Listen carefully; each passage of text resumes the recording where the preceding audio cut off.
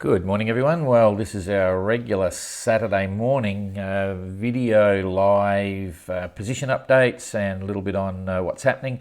And we're going to make this a regular thing for Monday morning as well, and also Wednesday morning. So you'll know they're coming. All during the week, it'll be around about 8 o'clock, 8 to 8:15 on Mondays and Wednesdays. And on Saturday here, it'll be 9 o'clock.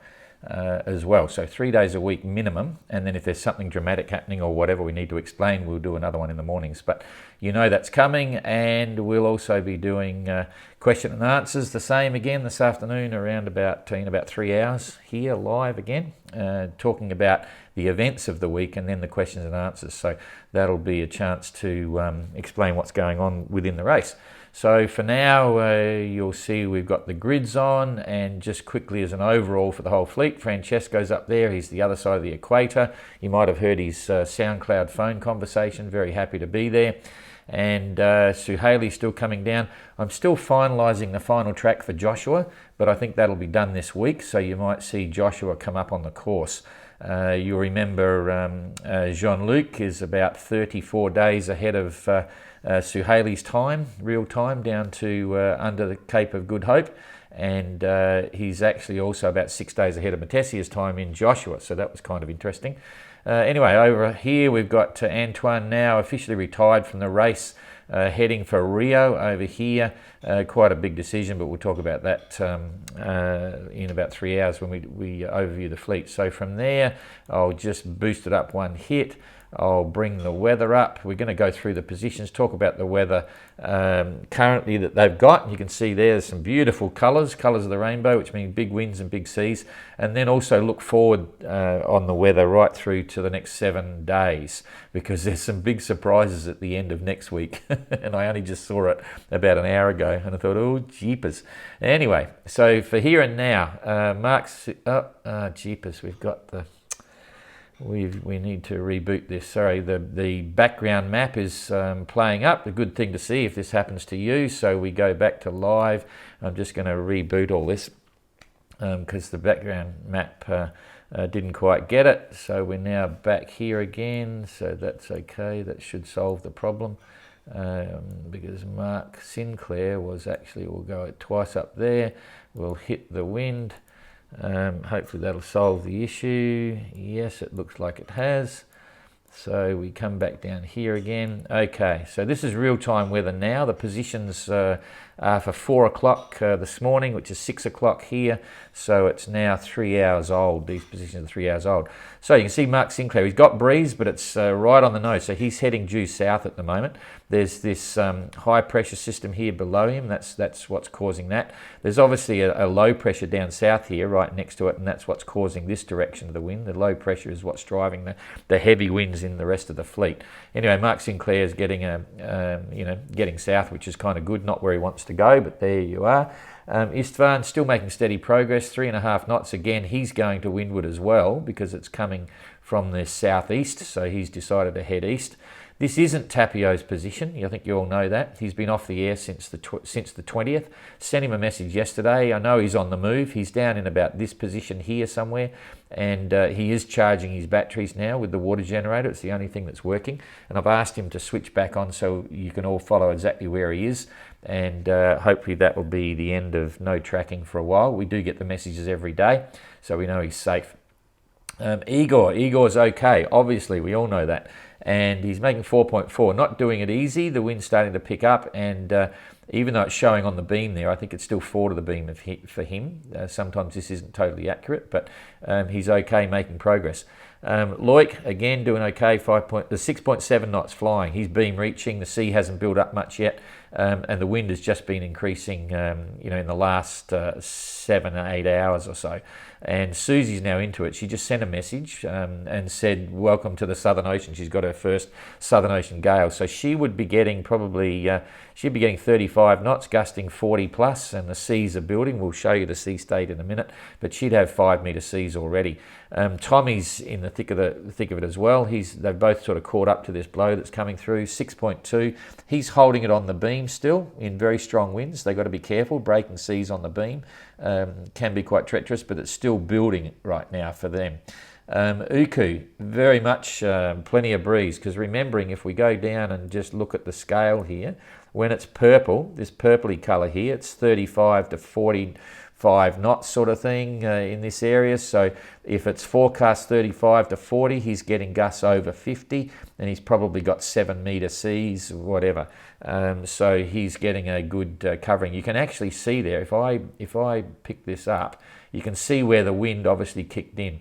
If you just look at Uku, in fact all of them, the wind kicked in right there. So you can see they're coming down next minute. That's the northwesterly wind that would have been preceding it. You can see that here, preceding the front. This is the front, and the wind's coming from the northwest. And if I was stationary and this moves over, the wind is actually swinging immediately to the southwest. And when that happens, you bear away. So that's what's happened here. You can actually time it back at that point. So they're heading down here to the southeast with that northwesterly. As soon as it goes bang southwest, and building winds, they pay off, and he's running before it. The same with Susie. Uku's getting it a lot more than Susie is. She's on the edge, so Uku's getting a bit of a hammering right now.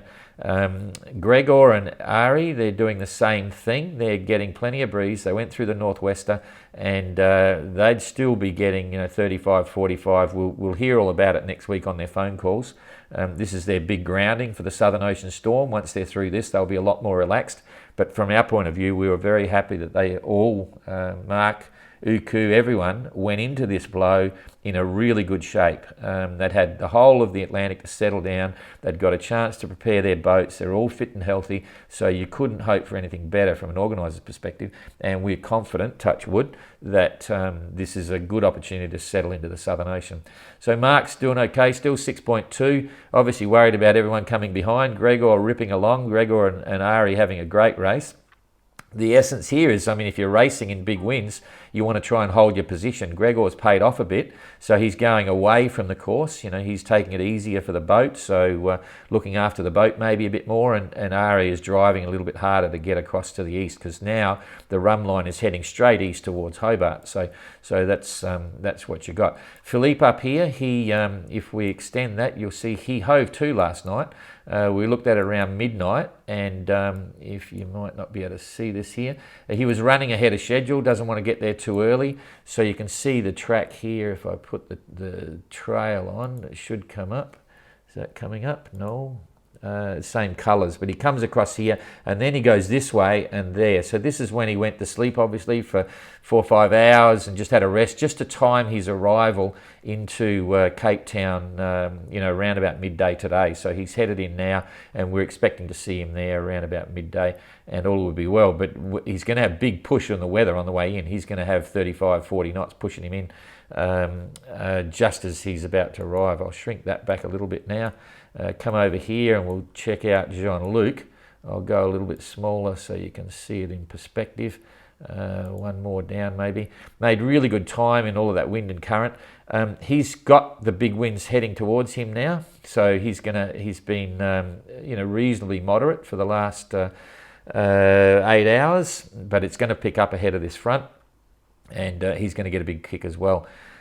So we'll just, but he's been making great time. You probably saw in that post on Facebook, he was making 10.3 knots. He got hooked up in the current right behind him, so he had current and wind and everything in favourable, and he averaged 10.3 knots for the previous 4 hours. I don't think we'll see that broken again. To do that, these boats can surf a little bit in the breezes, but in the seas of the Southern Ocean, but it's unusual to hold that average speed for that period of time. So the currents definitely gave him a kick.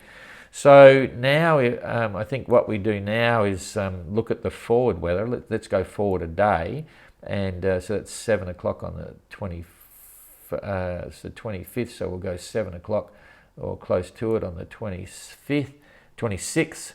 So this is tomorrow's weather. You can see it's starting to moderate straight away, and this is going to be turning into good sailing. They'll all be happy about that. Tommy's got to be careful. He'll be a bit forward. He's just missing the hole behind here. Mark Sinclair's above it, so he's still going to have headwinds. He's not going to like that, but he will be able to head southeasterly against that. It's going to turn this way. Istvan will have to duck south now because he's got direct headwinds. Excuse me.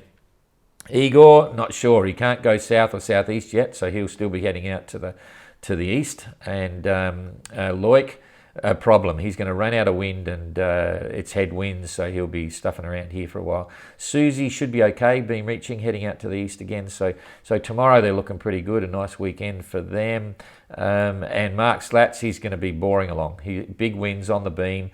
He's going to hold high on that current box here. You remember that current that's zipping around here? I'll put it up in a minute. So then we go forward another day. We'll take it through to the 27th, we'll go middays. 27th again, same picture. It's all dominated by this big high pressure system here, South Atlantic high, dictating what goes on. Middle fleet is going to be okay. They'll be happy. They're going. Jean-Luc's now got the big game, so he's got the big wins. Monday is going to be flying for him. It'll be interesting to see. In fact, I'll switch over to currents now just to see, and I'll estimate where he'll be in the currents picture. He'll be okay. He's through it by then. He'll be over here by the next 3 days, and he's through the worst of it. So just to explain that again, and you can see what goes on here. I'll push it up. You can see here's Jean-Luc's track. This is this big eddy that we warned them all about. It moved a little bit to the west previously. Jean-Luc went right through the middle of it. That's when he had his big seas, took off down here, and here's where he got his, here's Jean-Luc, here's where he got his 10.3 knots over 4 hours, right through that bit there. See the current rocketing down. He had a good sailing breeze. He was obviously sailing at 7 or so knots anyway, and that kicked him through. So he's now pretty much clear of that. He doesn't know it, but he doesn't want to go north. He wants to stay here. He could have, if he knew, if he had onboard weather routing and this image, he would have just come straight down here, hooked onto this highway, and got a big kick to spew out. But he can't see any of this. He's just working on weather. So he's well on his way. In a couple of days, he'll be clear of it. So now he's through the worst of the currents, which is kind of good. And the rest of the fleet, not sure what they're going to do here. Mark looks as if he's holding up to go over this, and he'll hope the weather's moderate when he cuts through. So lots of different things happening here. But just to start wrapping this up, just to show you what's coming. Now we'll go back to wind. This is the surprising bit. I'll go to wind. I'll go back to the big picture. I'll get rid of that so you can see what's going on.